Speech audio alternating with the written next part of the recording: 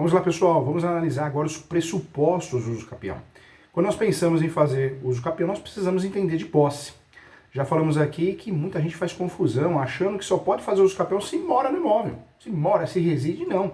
Muitas vezes eu tenho a posse direta de uma outra forma. Eu tenho comércio, eu sou comerciante, eu tenho um escritório, eu exerço alguma função dentro daquele imóvel. Nem que eu guarde coisas lá, nem que eu use como um galpão. Eu estou usando, estou gerando emprego. Então não é só a moradia habitual, mas utilizar a nível comercial também é uma possibilidade de fazer uso capião usando da posse direta. A posse indireta, quem tem a posse indireta, ou seja, quem aluga, o locador ou quem empresta, pode fazer uso capião também. E a grande novidade, que muita gente não sabe, e você tem que saber, a posse alternada. Posse alternada, eu falo no meu livro Direito Imobiliário de AZ, falo no meu livro de uso capião. Posse alternada é aquela posse que eu tomo conta. Essa posse me possibilita fazer uso capião também, né? Eu provando que eu tenho a chave do cadeado, eu tomo conta, faço manutenções, benfeitorias. Legal. Estudamos também conceitos de posse qualificada. Posse de boa-fé e má-fé, posse quando tem que ser de boa-fé, posse justa, posse injusta, posse precária. Então, tudo isso tem a ver também, né, com o conceito de posse que nos interessa. A própria posse uso capione, né, que nos interessa muito. Em regra, para fazer uso capião, judicial, extrajudicial e administrativo, eu preciso ter os pressupostos: posse, mansi pacífica e animus domini. Nós temos no Brasil 3 procedimentos em mais de 36 espécies. Muitos cursos cobram caro para ensinar 5 espécies, enganando você. Né? Enganando você porque, na verdade, é uma revisão da graduação. Fraco, ruim, não é especialista da área. Porque você tem que saber as 36 espécies, porque mais de 36 espécies no Brasil são práticas de verdade. Então, não cai em golpe, não. Vamos lá, vamos comigo aqui. Você vai aprender tudo sobre o uso capião de verdade, não de mentira, não. Tá? Você vai aprender com quem realmente faz, exerce essa função, pratica dia a dia. Mata um leão por dia na advocacia em sede de uso capião. Quando nós falamos de uso capião, o que a gente precisa ter em mente? Nós precisamos ter os pressupostos obrigatórios: posse, mansi pacífica e animus domini. Qualquer uso capião, das 36 espécies reais, práticas, utilizadas de verdade, não aquelas 5, 6 que se aprende na graduação, nos cursos de verões. Quando nós falamos de uso capião, essas modalidades, todas elas exigem essas 3 qualificações, esses 3 pressupostos, requisitos, o nome que você quiser dar. Posse, mansi pacífica e animus domini. Não tem jeito, tem que ter. Algumas espécies exigem alguns requisitos a mais, alguns pressupostos a mais. Então nós temos os requisitos gerais, os pressupostos gerais, que é a posse, mansi pacífica e animus domini, para qualquer uso capião. Das 36 espécies, essas novas espécies que vão surgir, cerca de 4 ou 6 espécies novas que estão em votação, nós vamos falar um pouco mais sobre isso também no decorrer do nosso curso. Quando nós falamos aqui de uso capião, todas elas têm que ter posse, mansi pacífica e animus domini. Qualquer modalidade, tipo, espécie, qualquer procedimento que você escolher. Mas algumas modalidades exigem algo a mais. Se você pegar o uso capião ordinário, esse uso capião exige o justo título de boa-fé. E exige também a boa-fé. Se eu não tenho esse pressuposto a mais, eu vou perder a ação. Uso capião constitucional urbana. O imóvel não pode ultrapassar 250 metros quadrados. É um requisito a mais, é um pressuposto a mais, específico desse uso capião. Uso capião constitucional especial rural. O imóvel não pode ultrapassar 50 hectares. Nas modalidades constitucionais, não posso ter outro imóvel no nome, outra ação de uso capião no nome. São requisitos a mais. No uso capião de herdeiro, eu tenho que ter, além dos requisitos normais, eu tenho que ter um binômio. A posse tem que ser exclusiva e a gestão exclusiva do imóvel. Em relação ao imóvel público, cabe uso capião sim de imóvel público. Aprendemos errado na graduação, é o copia e cola, né? Tem várias situações que cabe uso capião de imóvel público, você vai aprender no decorrer do processo também. No decorrer do processo das nossas aulas aqui. Imóvel com patrimônio público desafetado, CDHU, tem jurisprudência, fácil de achar. Então tem requisitos a mais, que o imóvel tenha perdido o vínculo público, ou por abandono, por falta de destinação social. Então nós temos sim, em cada uso capião, cada modalidade, em muitas delas, requisitos e pressupostos próprios. Então quando você vai fazer um uso capião, você tem que pensar nisso. Assim como o procedimento de uso capião extrajudicial exige a escritura pública. Seria um pressuposto do uso capião extrajudicial, fora todos os pressupostos. Então o que a gente tem que ter em mente? Nós temos os pressupostos gerais, obrigatórios, e temos os pressupostos que são específicos de cada uso capião. Então vamos guardar isso. No uso capião de bens móveis, também é a mesma coisa, hein? Então é importante. Por que eu falo isso? Porque nós muitas vezes achamos que os pressupostos gerais são para todos. E são, mas específicos não. Tem muitos clientes que procuram advogado, me procuram e falam, professor Júlio, eu não posso fazer uso capião, porque eu já tenho outro uso capião no nome, tem outro imóvel no nome, o imóvel ultrapassa 250 metros quadrados. Então, você tem que analisar o uso capião específico que aquele seu cliente vai usar. Porque dependendo do uso capião que você vai usar, esse pressuposto não existe naquele uso capião, tá bom? Vamos lá. Quando eu falo de pressupostos da uso capião, o termo correto, eu trago para você que, de acordo com a doutrina clássica civilista, os pressupostos da uso capião são a coisa hábil, a posse, o decurso de tempo, o justo título e a boa-fé para o uso capião ordinário. Não é um pressuposto de todos os usos capiões, né? Nós temos o uso capião do 1238 que não exige justo título e muito menos boa-fé. São pressupostos, em regra, que estão alinhados com as regras gerais do uso capião, ok? Que eu posso falar sobre coisa hábil? Então preste atenção, quero que você preste atenção, porque isso você não aprende na graduação, não. Não aprende. O café com leite dos pressupostos do uso capião que você vai aprender, muitas vezes, na faculdade ou em cursos, né, aqueles cursos de verão, que realmente ninguém que não advoga na área, vai falar só dessas três espécies. Posse, mas pacífica, animus domo. Mas não é mais que isso. Eu falo que aprofundar os estudos é outra coisa, não vamos aprofundar aqui, então tem que prestar atenção. Vamos lá, olha só. A coisa hábil também é um pressuposto do uso capião, seja o procedimento judicial, extrajudicial ou extrajudicial. Em regra, a coisa hábil, também chamada em latim como res habilis, é importante saber que nem todos os bens são passíveis de uso capião.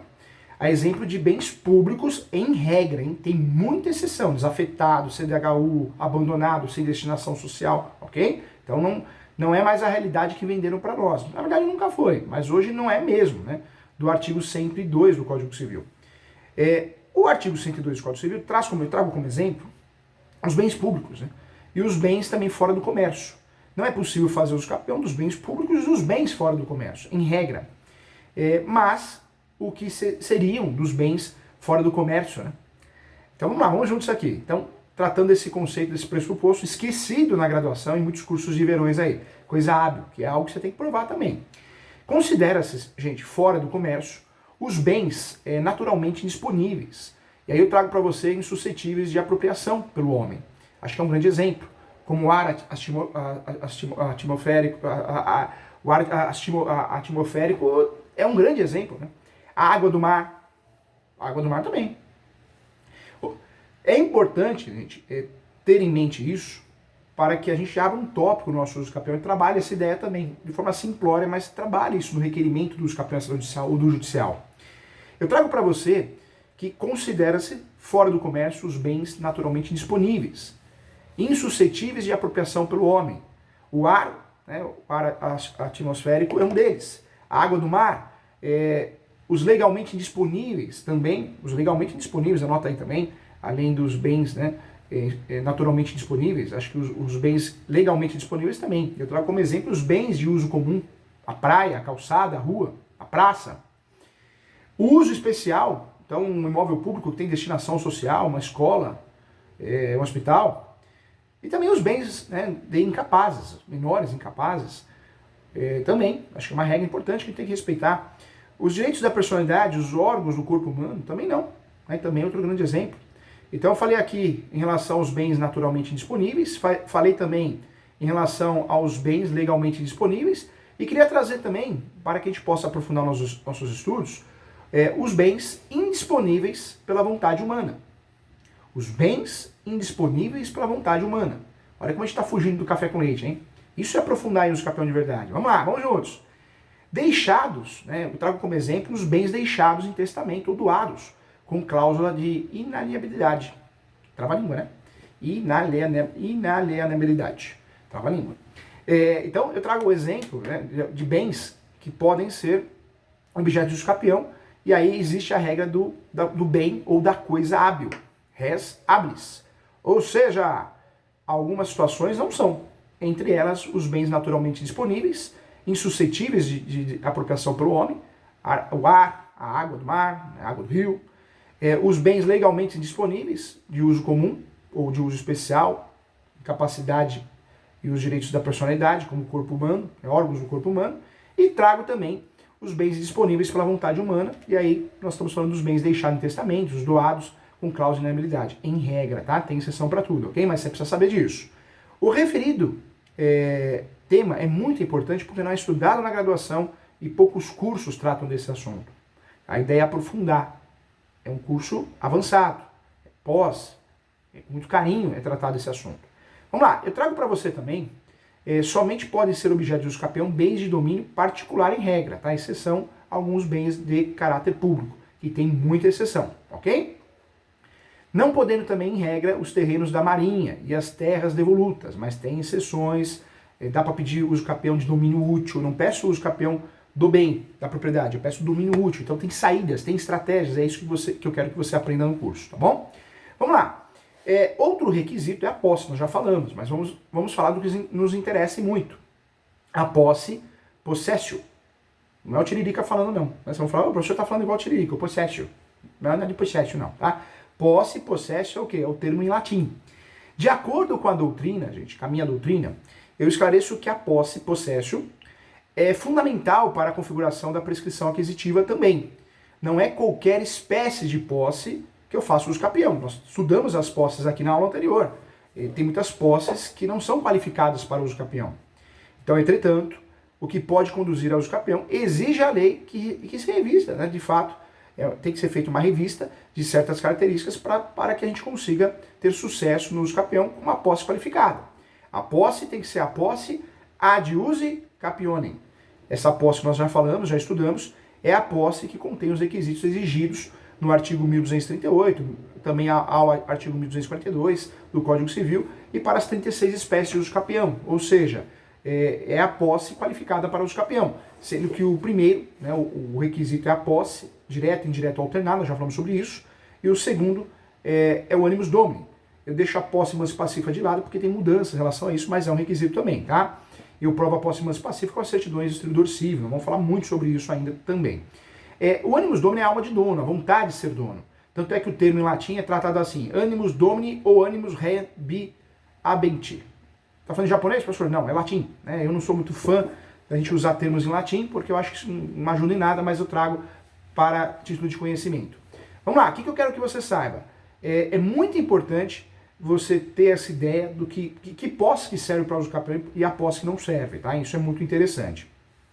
Existe o conceito de posse, aprofundando ainda, isso é muito importante, eu falo no meu livro de Direito Civil, Manual Doutrinário e Jurisprudencial, a chamada posse ad interdicta, justa, que dá direito à proteção possessória. Então, estou falando agora da posse ad interdicta. Essa posse é justa e dá direito à proteção possessória, mas não garante a uso capião. Então, olha como é uma posse diferente. Você tem posse, mas não é uma posse para efeitos de uso capião. Eu falo na minha doutrina, nas minhas obras, que a posse jurídica é a base de toda a prescrição aquisitiva. E né, gente? Mas carece, esse tipo de posse, a posse ad ou ad interdita, carece que ela seja adquirida de um modo justo. E isto é, que não começasse por uma violência ou clandestinidade ou a título precário. É isso que eu trago também para você. Estudando os pressupostos do capião, merece atenção o tempo, o lapso temporal. Veja que para fazer uso capião tem que ter a posse. 5 anos, 10 anos, 15 anos, tem uso capião de 2 anos. Muitas mudanças em relação a isso. Eu posso usar a soma de posse, faço uso capião no meu nome, sendo que o fulano que tem a posse há 10 anos, 15 anos, eu faço uso capião no meu nome com um dia de posse. É a chamada soma de posse, que nós vamos aprofundar muito no nosso curso, que pode ser originária ou derivada. A posse pode ser somada com cláusula de soma de posse, pode ser através de um contrato de cessão de direitos possessórios oneroso, um contrato de cessão de direitos possessórios não onerosa. Pode ser também a soma de posse. E hoje existe o Instituto da Posse Complementar, né, gente? O Superior Tribunal de Justiça decidiu recentemente que é possível você fazer uso capião e o decorrer dessa ação, o tempo que demorar essa ação, esse lapso temporal é contabilizado, contado, somado na ação do uso capião judicial. Então, ou seja, a partir de 2018, a decisão praticamente saiu mês 8 de 2018, então já temos um tempo, mas o prazo para o uso capião pode ser completado no decorrer do processo judicial. Houve o reconhecimento, de fato, no recurso RESP, da possibilidade do reconhecimento de uso capião do bem imóvel na hipótese que o requerido pediu a contabilidade, a soma da posse do processo. O processo durou 5 anos, então foi somado. Isso graças ao princípio da economia e celeridade processual. O acórdão, anote aí que é importante você saber, o acórdão é o RESP, né? O RESP recurso especial é o 13, anote aí que é importante, 13, anota que é importante, 1361-226, 1361-226. Professor, o que é esse acórdão? Esse acórdão do RESP, recurso especial, que o Superior Tribunal de Justiça chegou ao consenso que o prazo para o uso capião pode ser completado no decorrer do processo. Muito advogado nem sabe disso, hein, gente? Então, importante isso, tá bom? Então, importante você estudar isso também. Vamos lá, então, em relação ao tempo, ou em termo em latim, tempus, né? Tempus com U, né? O professor está falando um termo que é utilizado em latim, não igual ao tiririca. Conforme a época histórica e o sistema jurídico vigente, o tempo necessário para uso capê pode sofrer variações, não existindo um tempo padrão, né? Mas o Código Civil de 1916 estabelecia os prazos de 30 anos, 20 anos depois, olha só, hein? E, respectivamente, né, a uso capião de imóveis extraordinária e a uso capião entre ausentes também. Inclusive tem uma lei que nos interessa, aprofundando o estudo, a Lei 2.437, do dia 7 de março de 1955, ó, que lei antiga, hein? Que reduziu para 20 anos, de 30 para 20 anos, respectivamente, reconhecendo que não mais se justificavam intervalos tão longos, né, para fazer uso capião numa fase histórica em que se proclamava o sentido da função social das regras sobre a prescrição aquisitiva. Então, a gente reclama do uso capião, precisa ter 5 anos, 2 anos, 10 anos, 15 anos, mas já foi 30, depois com o tempo caiu para 20, né? Então, veja que mudou muito. E não tinha essas regras de soma de posse, não tinha essas regras para você encurtar o tempo da posse, né, de várias formas estratégicas. O Código Civil, gente, de 2002, voltou a reduzir os prazos da uso capião, mas não mais prevendo tempo maior para os seus ausentes, né? Para os capiões extraordinários, exigido 15 anos, 1238 do Código Civil, que se reduzirá a 10 anos com moradia habitual, se o possuidor houver estabelecido também no imóvel a sua moradia habitual, ou nele realizado obras ou serviços de caráter produtivo, ou seja, posse-trabalho. Marca aí, posse-trabalho. Para o ordinário, 10 anos, em que o possuidor deve ter o justo título e boa-fé, e basta cai, né, de 10 anos para 5, quando provar que cancelou no cartório de imóveis o negócio, né? Houve uma compra onerosa, ou seja, a compra da posse foi onerosa, do imóvel foi onerosa, e tem um cancelamento no cartório de imóveis. A redução de 10 para 5 não ocorre por causa da boa-fé, hein? Não, porque a boa-fé tem que ter nesse uso capião, não é isso que faz reduzir. Muita gente confunde, hein? Será de 5 anos se o imóvel houver sido adquirido onerosamente, com base em transcrição, né? Transcrição constante do registro próprio, cancelada posteriormente no cartório, desde que os possuidores, né, nela tiverem estabelecido a sua moradia ou realizado investimento de interesse econômico, tá? Isso também é importante. Ainda de acordo com a doutrina também traz, né, no meu livro, eu falo sobre isso, quanto ao decurso de prazo, contam-se anos e dias, tá?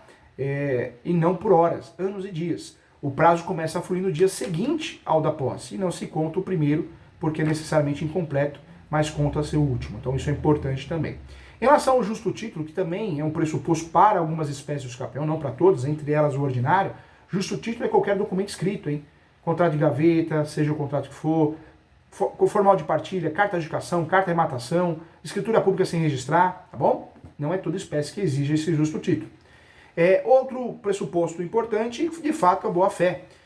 No meu livro eu falo que boa-fé, para o uso capião, diz, né, boa-fé, a fides, como é falado no latim, não a língua do tiririca, a posse, se o possuidor ignora o vício ou obstáculo que lhe impede a aquisição da coisa, então nós temos aí a boa-fé. Entende-se então que a boa-fé é a crença do possuidor que lhe quer a legitimidade de fato do que ele tem de posse, ou seja, que lhe pertence, que a coisa lhe pertence, que a posse lhe pertence, tá? Isso é importante também, tá bom? Legal! Eu oriento você a ler meu livro como biografia dessa aula, referência biográfica, meu livro Uso Capião, capa vermelha, da editora Mizuno, e também o meu livro Direito Civil, Manual Doutrinário e Jurisprudencial, você vai encontrar pontos importantes para você estudar, mas tem material de apoio para te ajudar também. Gosto muito da obra do Washington Monteiro de Barros, que trata desse assunto, o curso de Direito Civil, e também gosto muito, acho muito interessante a obra do Luiz da Cunha, também fala muito bem da posse e propriedade, tá bom? Agradeço e espero você na próxima aula. Até já. Sensacional, hein? Vamos lá, vamos continuar. Estuda que a vida muda. Parabéns para você que está estudando.